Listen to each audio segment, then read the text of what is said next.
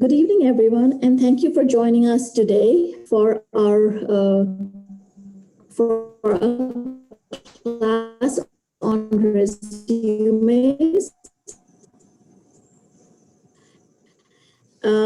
This is our lead, Sharice Tasker. Sharice and I work on developing employment and workforce development classes, and we are joined here today by Rachel Backman from UMBC. This class is the first in a series of 3 workshops that we are co-presenting with UMBC. The second of these workshops is on December 9th, and we'll talk about is on Jan 27th, and that will talk about creating your Rachel, can you hear Rohini?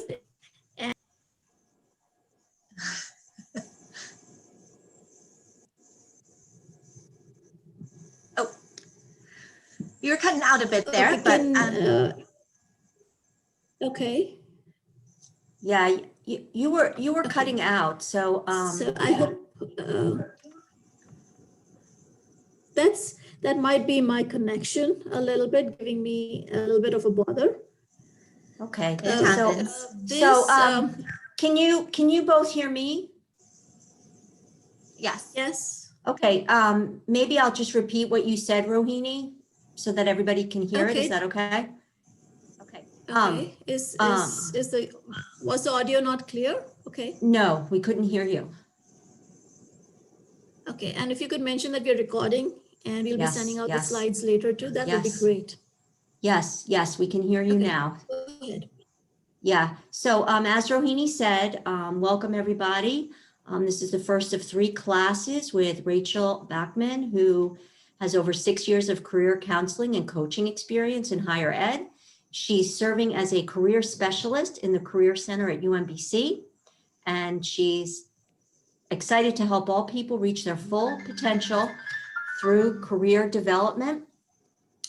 She's a native of West Virginia, currently lives in Baltimore City with her husband and daughter, and she enjoys making jewelry and she enjoys home decor. And we're really excited to have her here. The next 2 classes will be also on job-related topics. And the very next one will be December 9th at 3. And then there will be one on January 27th at 7. And the December class will be on building your LinkedIn and social media profile. And the January class will be on mastering the elevator pitch and interview. And we will be monitoring the chat. So put any questions or comments you have in the chat and we will keep on top of those. So I'll kick it off to you, Rachel. Okay, great. Thank you so much. I'm very excited to be working with the library on this project and this workshop series. So today's event is going to focus on resumes and making sure that you have a resume that's going to stand out, get you from that big pile to the little pile, which is kind of the key. So we're going to go over a little bit about how to really dive deep and analyze the job description, structuring your content effectively, how to best format your resume, and the best way to approach writing your action bullet points. Starting with just a little bit of an overview. So thinking about what really is the purpose of a resume. A lot of people think that it is a document that lists everything you've done, but that's not necessarily the case. It needs to be targeted. So it should demonstrate qualifications for a specific position.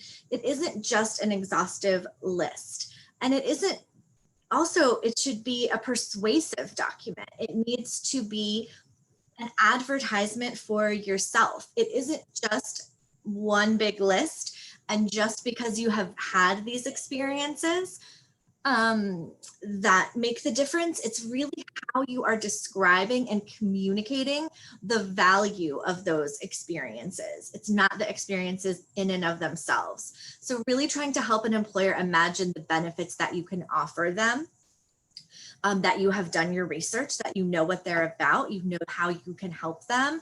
And really the purpose of a resume is not to get a job. It's really to get an interview. And an interview is where you get a job. So we're going to talk a little bit more about interviewing at future sessions.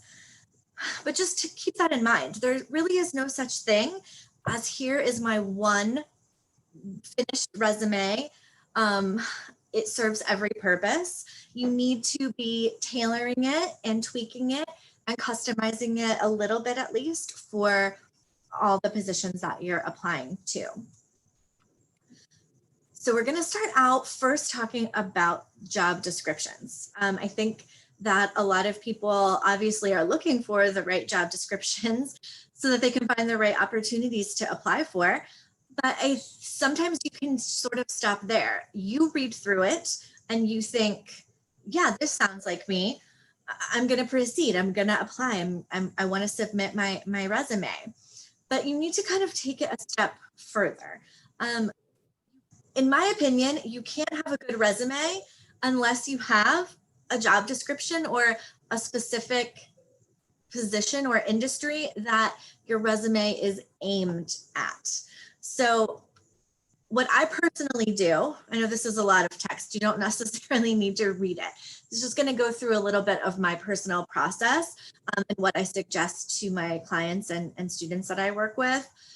So whenever I find a job that I'm interested in applying for, I copy and paste the text into a Word doc or a Google Doc or a notepad, like something that I can then sort of manipulate the text. And I'm going to go through with a fine-tooth comb the whole thing, not just the part where it might say minimum qualifications, you know, when it talks about the responsibilities of the job, what you would be doing, information about the company and culture, the whole thing.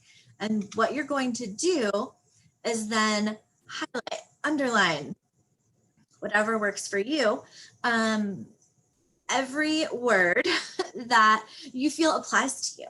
So as you're reading through, you're automatically thinking like, check, I've got that. I know about that thing. That's a skill I have.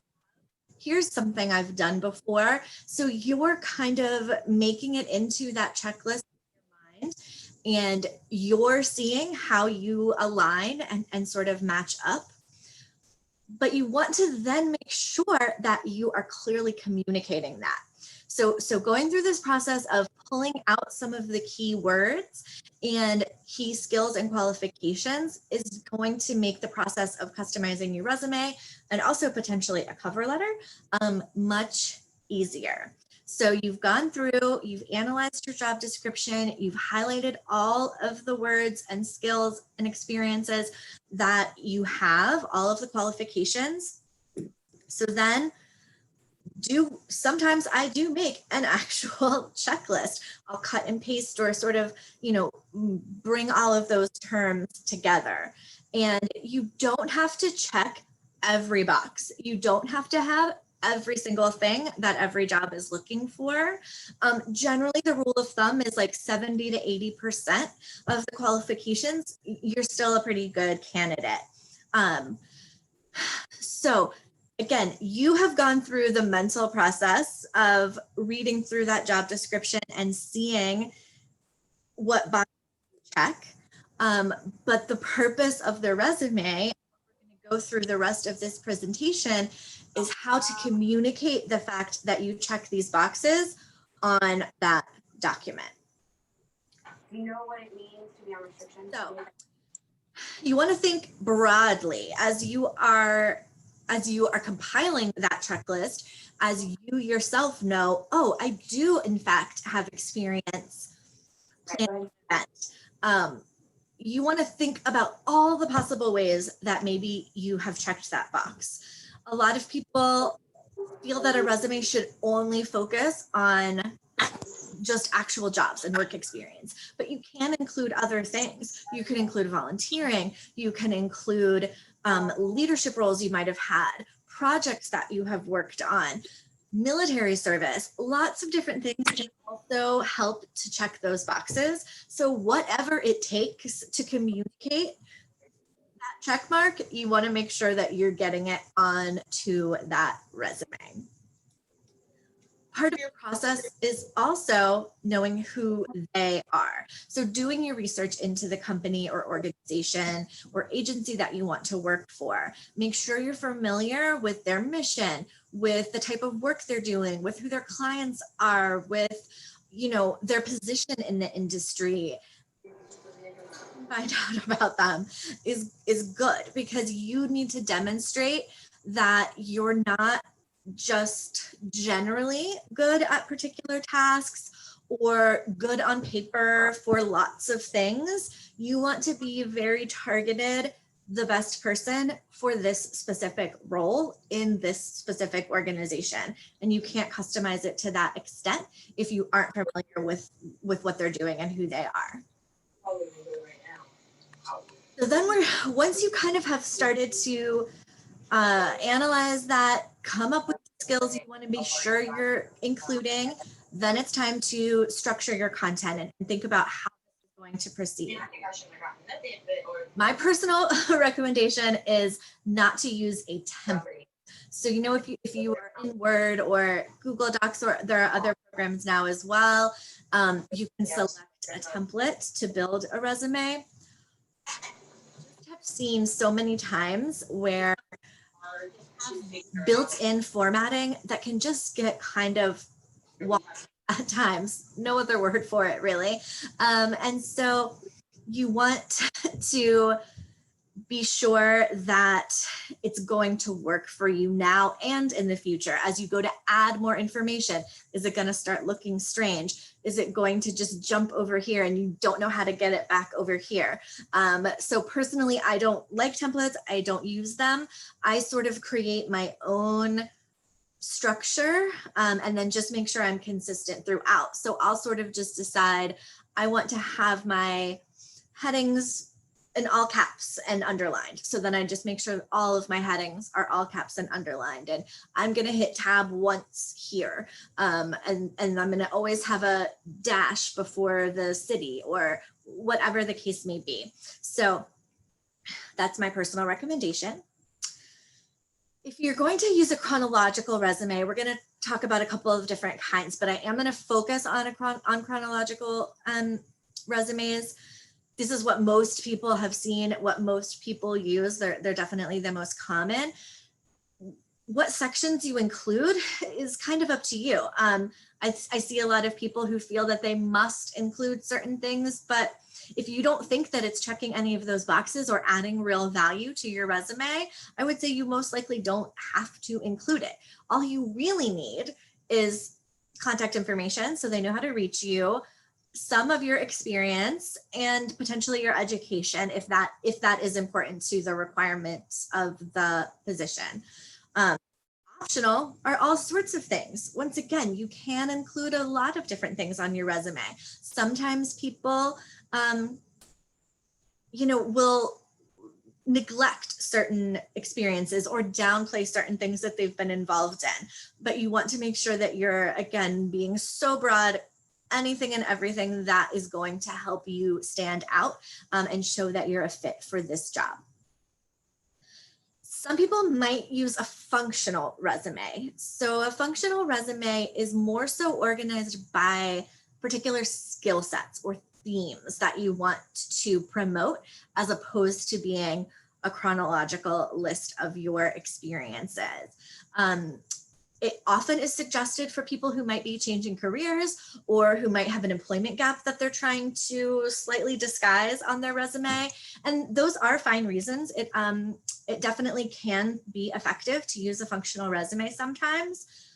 But I will say most recruiters that I've worked with, it does always still raise a bit of a red flag. It's seen usually as you're kind of trying to obscure something by having a functional resume. So it makes them almost want to figure out what it is that you're trying to obscure.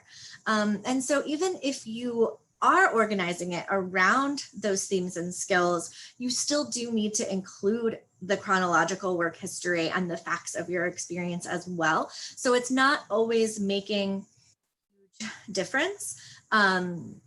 Even sometimes on a more traditional chronological resume, you can still have some different skills highlighted. So it's not that you can't sort of accomplish very similar things with a chronological resume. It's just kind of up to you. But I'm not going to be talking too much about functional resumes today. If you have questions about that, I would look for some resources online.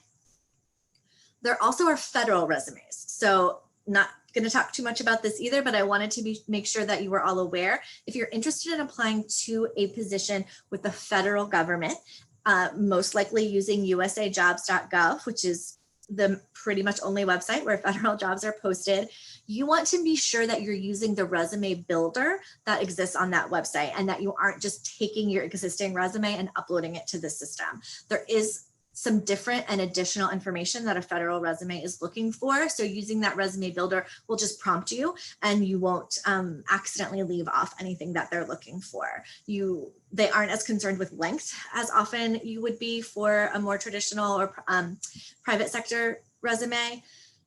And you want to definitely be sure that you're really focusing on telling an effective story about your experiences and your accomplishments. So they tend to use this CCAR format where they want to know the context, challenge, action, and results. So just keep that in mind. So we're going to quickly do a little demo of this activity, and we can send the slides out later if you want to find this site and complete the activity on your own. But basically, research has shown that recruiters only initially scan a resume for 6 seconds. And based on what kind of jumps out at them in those 6 seconds, then they're going to go back and read for more detail. So you want to kind of see, can my resume pass that 6-second scan? Some ways to do that are being sure that you have targeted headlines. So you're using effectively those larger bits on your resume that might, again, be all caps or underlined or bold or larger. And instead of just having experience or work history, you can use that to showcase particular categories of skills that are aligned with the position you're looking for. So if you're applying to something that's in research and you have research experience, I would just call it research experience. So in that quick 6-second scan, they're going to see right off the bat, you have what they're looking for without having to read for detail. So you want to, you can use related experience versus maybe just some additional experience, or you can make it the title more targeted around the particular skill set. You want to find other ways to kind of highlight those most related, relevant qualifications, making them higher up on your resume. If you're using the chronological format, each section of your resume needs to be in reverse chronological order, but that doesn't mean everything has to just be in one section. You can have, if you only have one job that was sales related, and that's what you're applying to, but it isn't your current job. So if you just do one work section and have it in reverse chronological order, it would technically be second. You can pull it out, make it its own category, sales experience, and then it can be higher up on your resume. Make sure you have sufficient bullets about the things that are more related to the position. Just seeing that there's a chunk of content is going to help them see like, oh, okay, you have some relevant things in this category. So this is a website that lets you, again, just sort of pop in. It goes on for a while and you eventually get to the point where you can select a candidate that you would hire if you were doing the hiring process. But I'm just going to show you a couple quickly.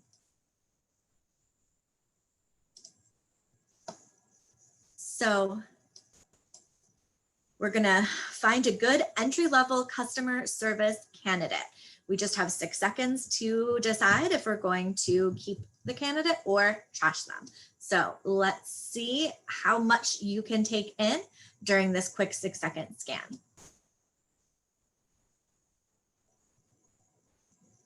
So I'm seeing right off the bat, that's not a very professional photo.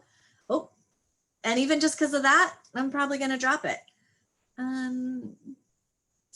This person has some errors, weird spacing.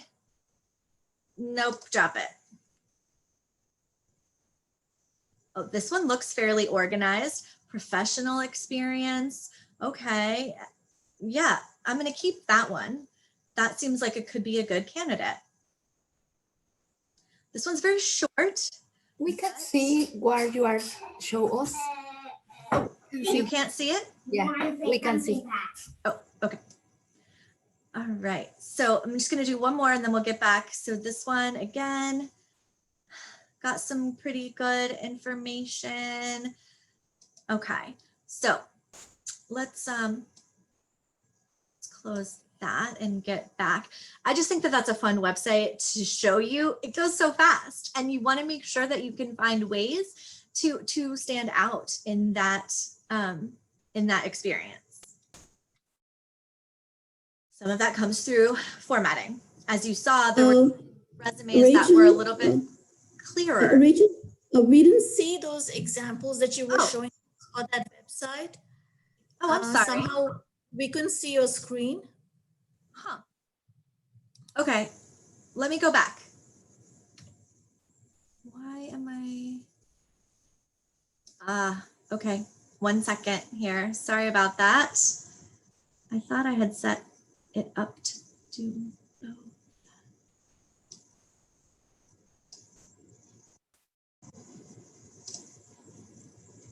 Let's try that again.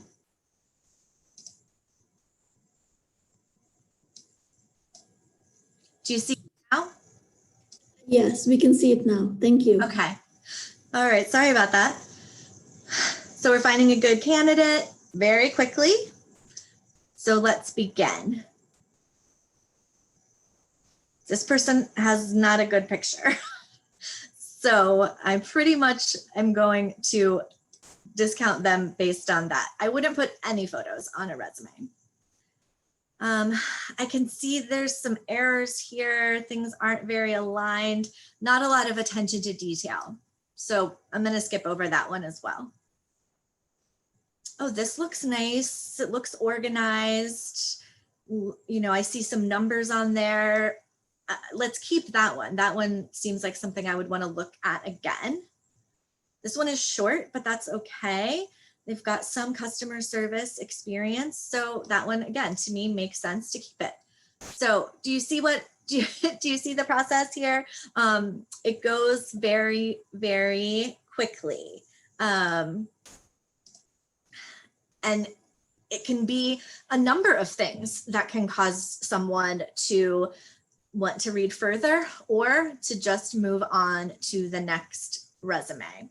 And some of that does definitely come through the formatting that you choose to use. I was definitely struck by a couple of those samples where things weren't necessarily in line or nothing stood out. It didn't seem that clear and organized. So let's talk about some ways that we can try to use our formatting more effectively. For most anything that you put on your resume, there's 4 key pieces of information that we're looking for about that experience. The first is your title, your role, a degree or certificate that you earned. Basically, what did you do? So I am a career counselor. And then where? I'm a career counselor at UMBC. That's located in Baltimore, Maryland. And I've been there for coming up on 3 years, I think now. So you want to make sure that you have all of that information for each listing. There is no rule that says title has to go first or dates have to go to the right or anything like that.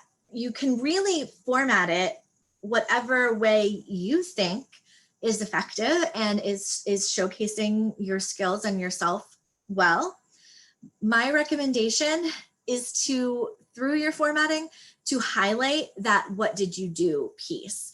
I want to see that in bold, because bold really jumps off the page when someone's doing that 6-second scan. And I would prefer what you did to be more highlighted than maybe where you did it. I see a lot of times people put company names in bold, and that to me is just not quite as convincing as titles. And once you decide, so since I suggested not using a template, once you decide on the way you're going to format this information, you just need to then be consistent throughout. That consistency is super important. It shows a lot of attention to detail. Other overall tips, I would say 2 pages is generally the maximum for most private sector positions. 1 page when possible. But as we were talking about the checklist, if it takes you 2 pages to check all of the boxes, absolutely have 2 pages.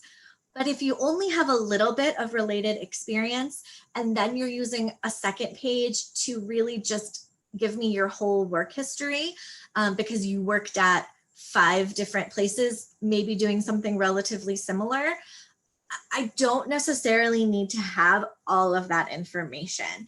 So you want to kind of strike that balance between showing you're well-rounded and showing what you're capable of and the history that you've built up, but also including mostly things that are just going to check the boxes of the description of what they're looking for. Generally, I don't want to see a font size that's smaller than 10.5 or larger than 12, although it does depend on what font you're using. You can go down to 0.5 inch margins, so 1/2 inch margins all around. Some people try to go even smaller and it just looks very like squished and cramped. You need to have a good balance of white space. I would also not use more than 2 fonts. You want to make sure that that consistency piece is there. Everything is aligned properly. If your title is bold in one place, your title is bold in every place. Those little things do really, really matter. So I'm just going to do a couple of little examples for some of the sections. So it's cool to have, obviously, your contact information, some kind of heading. You can include your street address if you're just submitting the application, but if you are deciding to post your website on, you post your resume on a website, I would suggest only using the city and state and not the actual street address. You want to make sure that you have a professional email, that your voicemail on your phone is professional. If you have a LinkedIn that you feel is really great, certainly feel free to include that link, but you can customize the URL on your LinkedIn page, which we'll talk about at the upcoming LinkedIn section. So you want to make sure it's not like Santos HJ49, just a long string of things. You can customize it to be a little bit easier for someone to type in. And you can be strategic with, do I want all my information, one thing on each line? Do I want it all on one line to save myself some space? You can kind of play around with that. With resumes, there really is not a ton that's black and white, right or wrong. A lot of it is gray area and personal preference. You can't necessarily predict the personal preference of the people who will be reviewing your resume. So you need to make sure that you feel like it reflects you. Having a skills section can definitely be important, particularly in certain sectors like technical type of roles really are relying heavily on a skills section in particular. So there's lots of different skills you can potentially include. I've been seeing a big uptick in people including transferable skills, interpersonal skills, things like leadership, dedication, that type of thing, team player. And I think it's okay to have a few of those on your resume for sure, but it's always going to be stronger to have an action bullet that is tied to a specific experience that sort of proves to me and shows me a time that you used that skill instead of just having a long list. The more skills in that list, the less impact they start to have.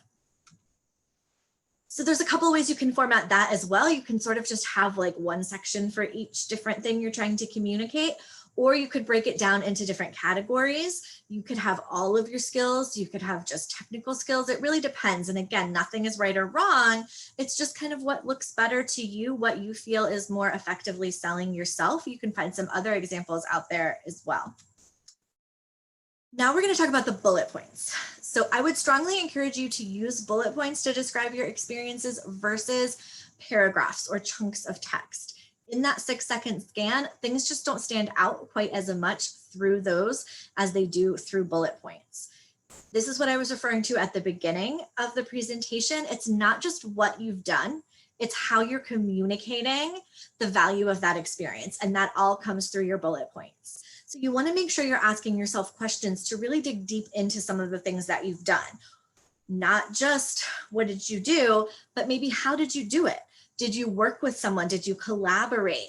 What was the goal of what you were doing? And then did you achieve that goal? So I know that you are effective at doing what you set out to do. We're going to do a couple of little examples. So someone who maybe worked in retail could have on their resume, cleaned and organized the store, responsible for merchandise displays.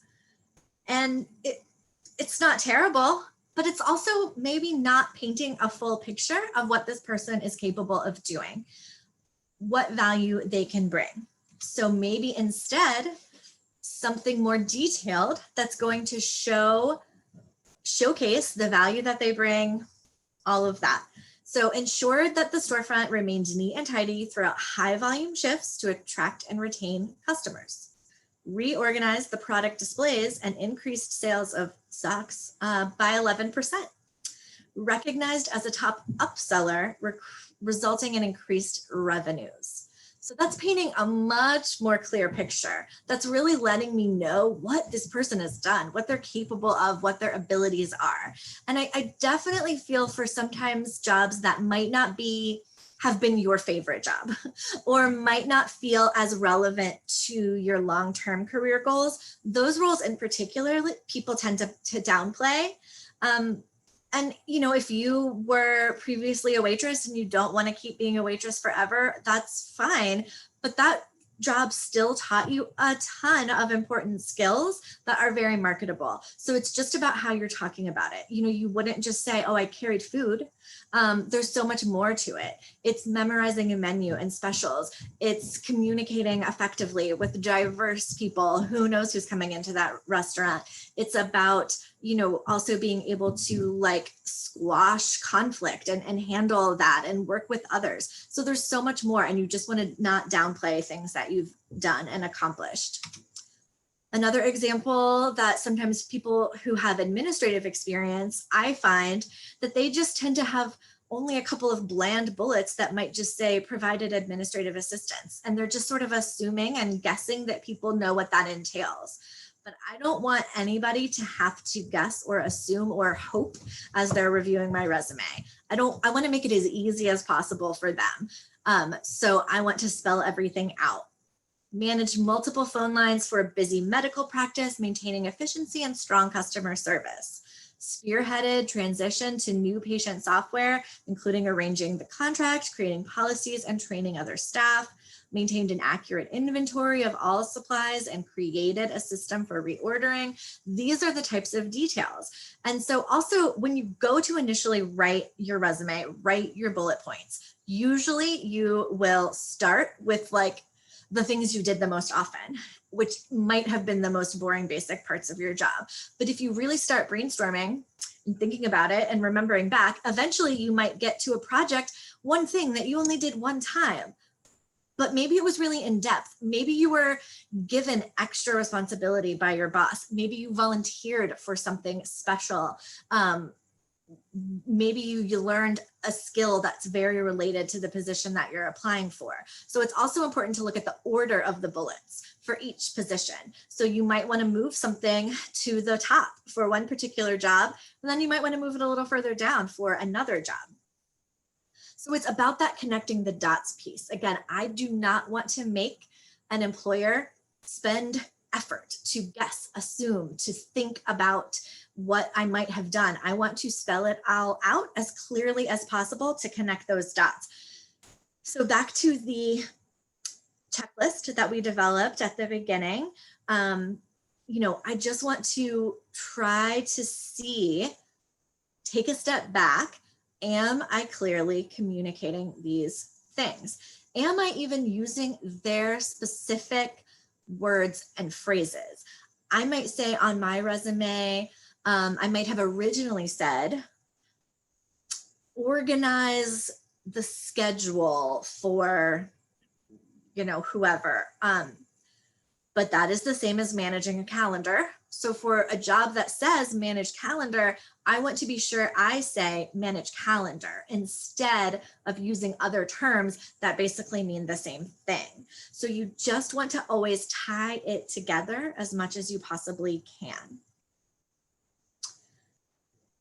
Last things you want to make sure you're doing, not just double checking, triple checking for grammar, spelling, consistency. You want to get as many opinions as you can, but take them all with a grain of salt. As I said before, different people have different preferences. A lot of people, for instance, objectives or a summary or a profile can be called a lot of different things. I don't like them personally. I never put them on my own resume. I tend to discourage people from having them, but some people like them. And I think it's hard to have a really good one, which is part of why I don't put them on my resume.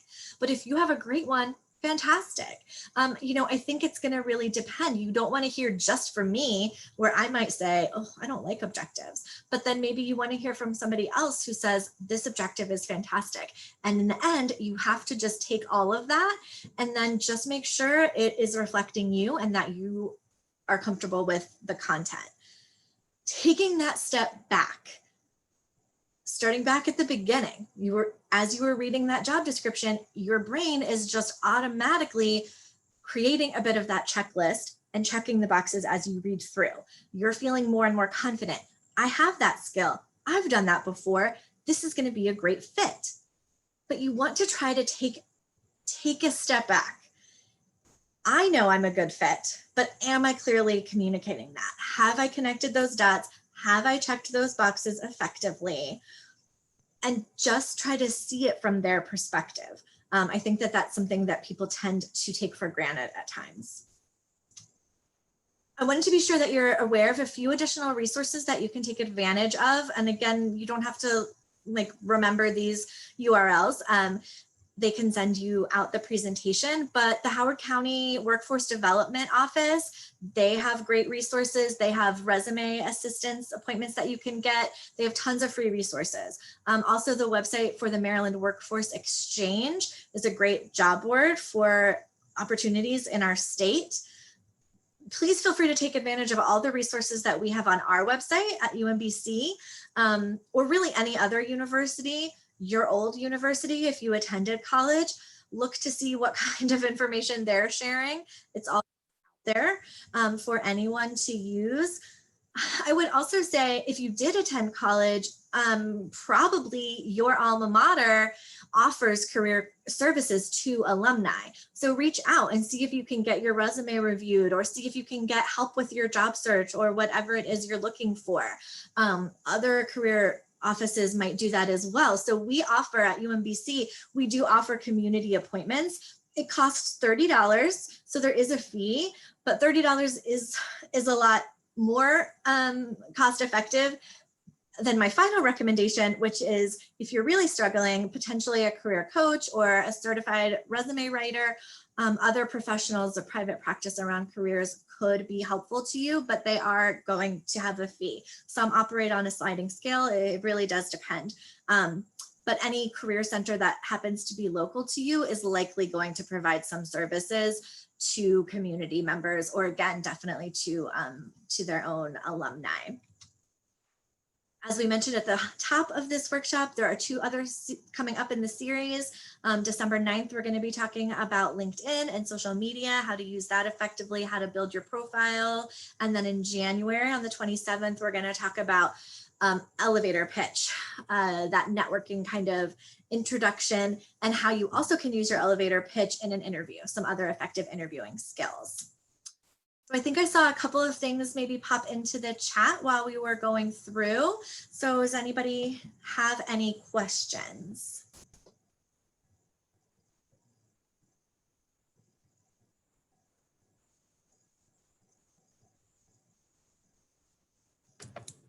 Well, I Did can have, kick it with one question. And one of the things that you mentioned is that we should use the exact words that are there mentioned in the job description. And somehow I was under the impression that that might, be something that seems like you're just copying from the job description and is considered a negative thing where, so. Yes. So I would not recommend using full sentences exactly from the job description, but I do think little keywords and phrases can be important and can be effective. Yeah, and I certainly wouldn't do it for every single thing in the job description or every single bullet point on your resume. You do want to show that you can write your own content and that you can, have done other things in addition. Sometimes matching it up can help in that 6-second scan. It also can help if you're applying to a place that uses applicant tracking systems. So computers that scan through a resume at the beginning of the process, they can sometimes be set up to trigger for specific keywords. So it can help there as well. speaking of applicant tracking systems, Rachel, I've heard mixed things about that as well. Some say that you can't use formatted resumes such as bullets, bullet points, and bolding because it confuses the ATS. Do you have any feedback on that? So I would say it is tricky, but I go into all of my applications formatting it for a human eyes, because it's hard to find out for sure if any particular company is going to be using an applicant tracking system or not. So I would hate to risk it and have a very bland resume with formatting that's just sort of a big blob if, in fact, they aren't using that and it is going right to a person. As we saw through that 6-second scan activity, that just wouldn't be very appealing. So I tend to err on the side of formatting, of making it look good for a human eyes. There has been a move sort of away from applicant tracking in recent years. There is some controversy around potentially some of them having built-in biases and things like that. I think that there's such a move towards diversity and inclusion that some companies are again moving away a little bit, and going back to just an old-fashioned people looking through resumes. Thanks. We also have another question. One of our class attendees is saying that she has a teenager ready to graduate high school. And what would you recommend as the major points to highlight in that student's resume? I think, like I said, for most other things, it depends a little bit on the type of thing that they're going to be applying for. So if they're just looking for a summer job at Starbucks, perhaps, you want to think about, were they involved in any organizations maybe while they were a student that can show that they're really good at working with others, because that's a key skill you need to have if you're going to be doing food service, if you're going to be doing customer service type of roles. So just kind of getting a bit of a sense of what some of the key skills in that type of position might be. And the other thing about some of those early resumes, or coming out of high school resume, is you don't probably have a lot of experience to necessarily have to pick and choose, only this much will fit. You probably can include most things. I would want to know maybe their GPA, if it was really, really good. I would want to know, did they have perfect attendance or something like that? That really, again, shows what it's like to be responsible, to show up and deliver. Participating in different activities, different awards or scholarships that they might have earned. community service, volunteering, things like that, just show that you're a good, well-rounded type of person. And we have another question. Can you review formatting for multiple positions within the same company? Okay, so you're applying to multiple jobs all at the same place. No. If you've held multiple Oh, positions if you've- within one company. Okay, within one. Yes, company. how Okay. would you put that on your resume? Say you had two different positions at the same company. Okay, there's a few different ways. Like I said, not necessarily one right or one wrong. It's going to depend what is most effective. If you have had multiple promotions and you really want to showcase that, sometimes it can be good to have your title, the dates that you held that title, starting with most current, then the previous title, the dates that you held that, then the one before, and then just one set of bullet points. Sometimes that could be more effective. But if it's been like 10 years, and if you try to combine all of the bullet points into one thing, and it's then going to take up a full page, then that might not be the best way. So then you might want to just have each title with the bullet points underneath. It also might depend on maybe some of the roles that you had were more relevant to the position that you're applying for than others. So maybe you started at this company as an admin and then you eventually worked up to be doing something else. You might want to take only your most recent and give it a different section heading. Here is my sales experience. And then you can have your additional experience or administrative experience or whatever it is. And even if it's at the same company, that's fine. They'll see that and they'll be able to kind of piece that together. So I think there's no one right way. I would just play around with it and see how it looks. Thanks. There's another question. Do you recommend revising your CV or resume for each job company that you apply to?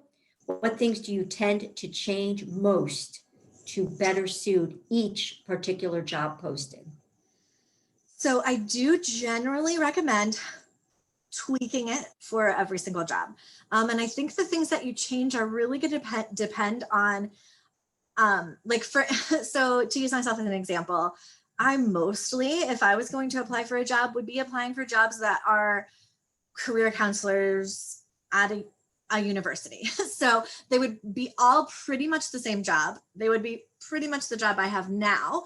So there would be a little bit less tweaking required.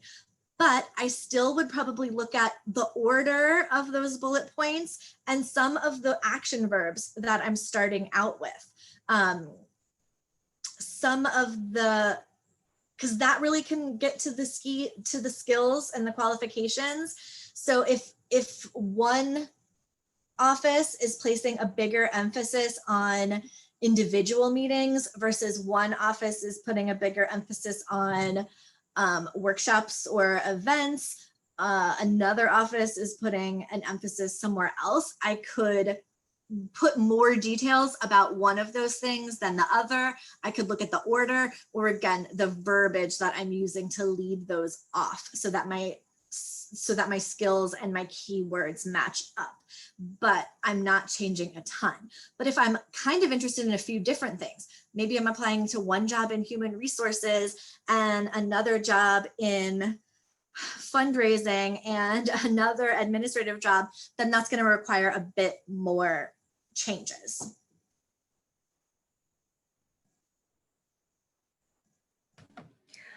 Rohini actually is wondering if you're applying for a job with a company you applied to earlier, how can you differentiate your resume the second time?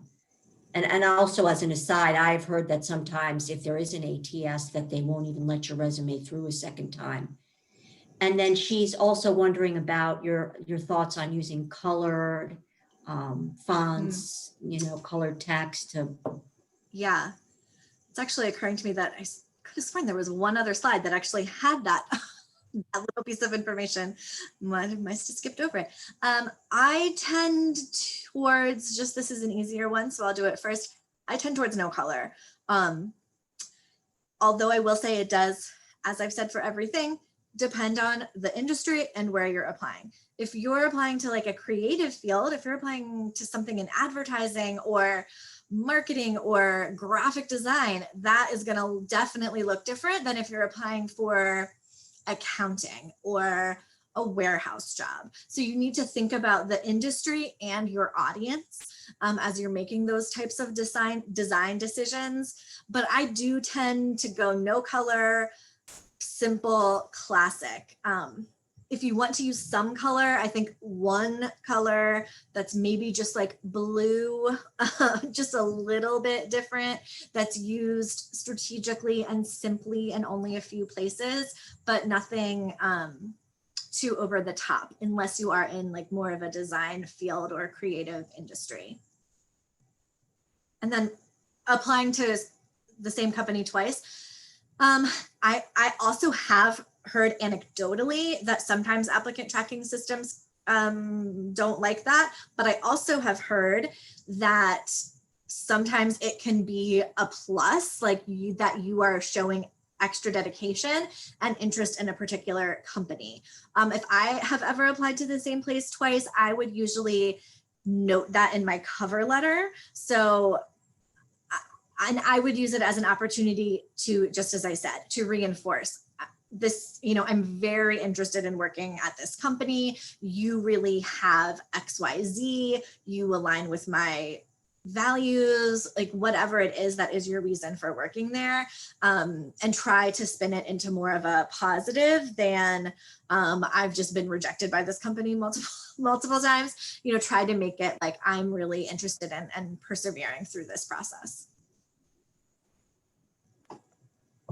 Okay, thanks. The next question is, do you have a recommended length for a cover letter?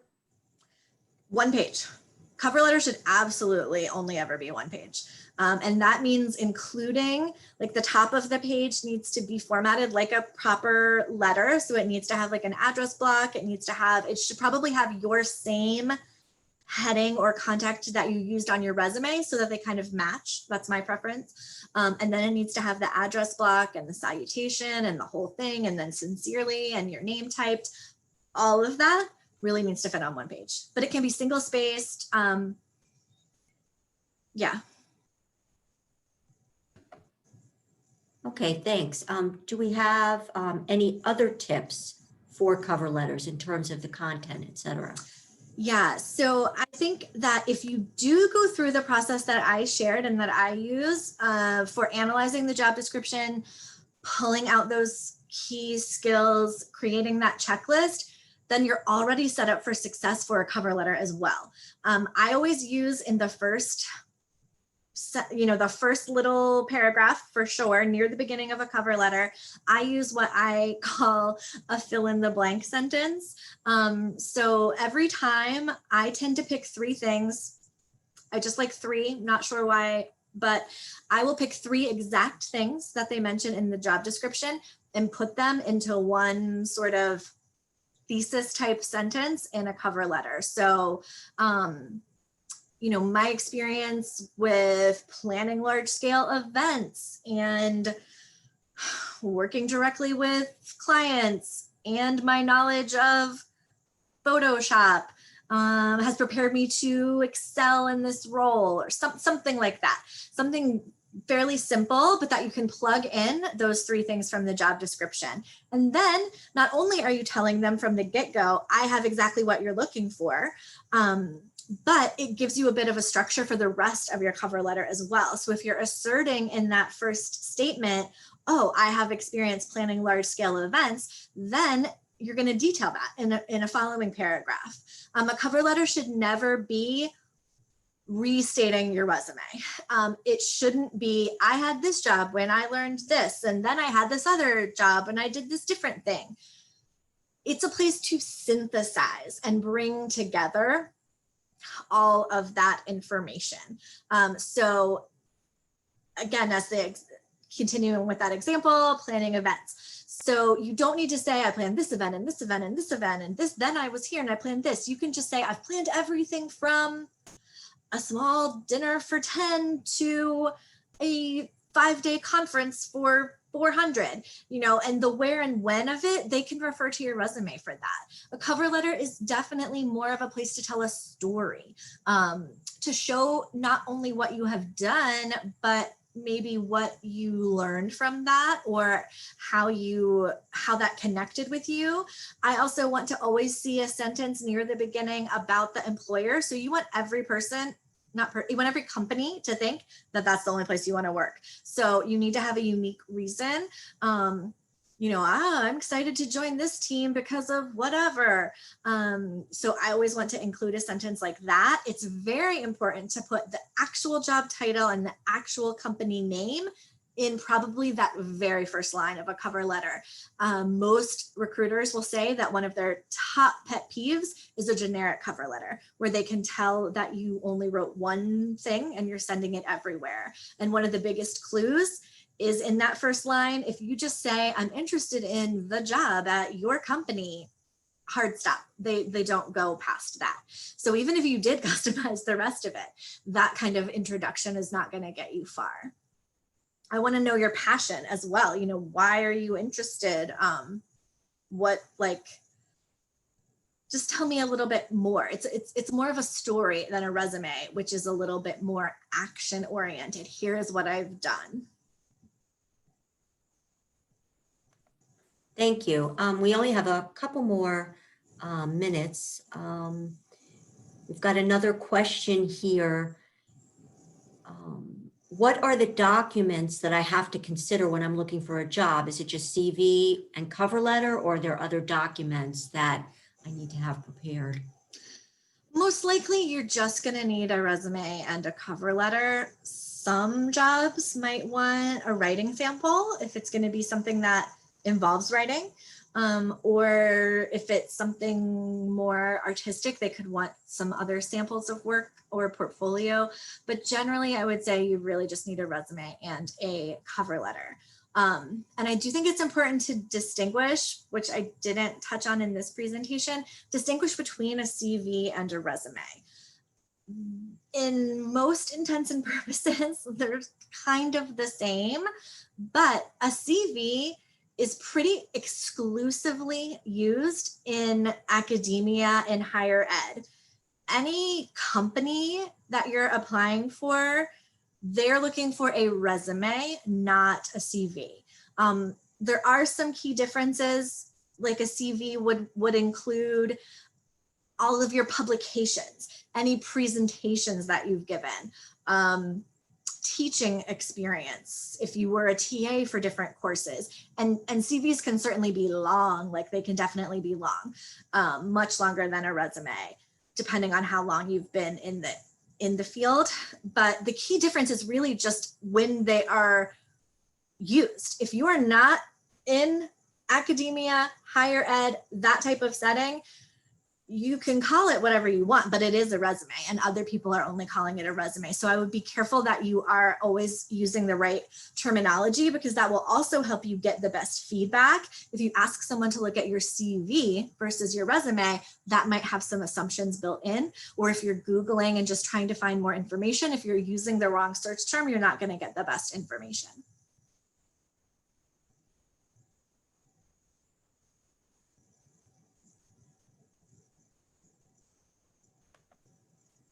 Okay, it doesn't look like we have any more questions. Oh, somebody just asked, what is the general cost of a resume service? Honestly, not that familiar. I would say around $100 or maybe $200, but I don't really know. There is a certification that people can get, CPRW, Certified Professional Resume Writer. So if you're gonna hire someone specifically to write your resume, you want to make sure you're getting somebody who has that certification, CPRW.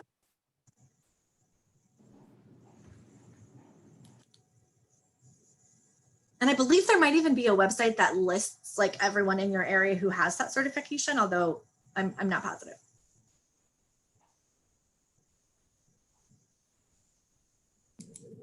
Great. That was a lot of really useful information, Rachel. And before we close up, could you, you'd mentioned something about some service that UMBC offers. If you could just mention that once again before we close out. Yes, yes, of course. So we do offer appointments, 60-minute appointments for any community member who wants to meet with us. It does cost $30. And all you would need to do is call us. We're closed physically, but people are still manning the phones. And if they don't answer immediately, they'll get back with how to schedule. But our phone number is 410-455-2216. It's also on our website, which is just careers.umbc.edu. So just give us a call and indicate that you're a community member so that you get scheduled with the correct staff member. And yeah, we can set that up. Is there a different rate for alumni? Alumni, there's no cost. Well, that's not true. Alumni get 2 free recent alumni who are within 9 months of graduation get free services. After that period of time, you get 2 free appointments, and then they also cost $30. Great. Thank you so much for joining us today evening. It was such an informative and great workshop, and I'm really looking to the next one. And Great. Thank you. Thank you so much. You're We'll be welcome. And Have a we'll great be night, sending- everyone. Take care. You too.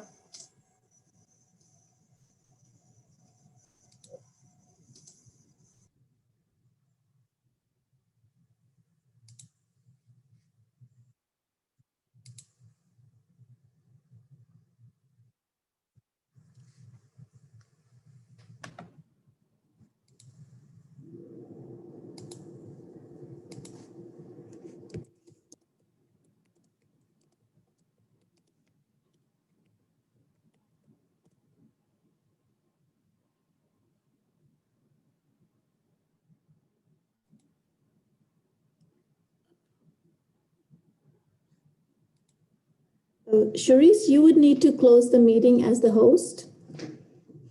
Okay, so I will do that. Thank you.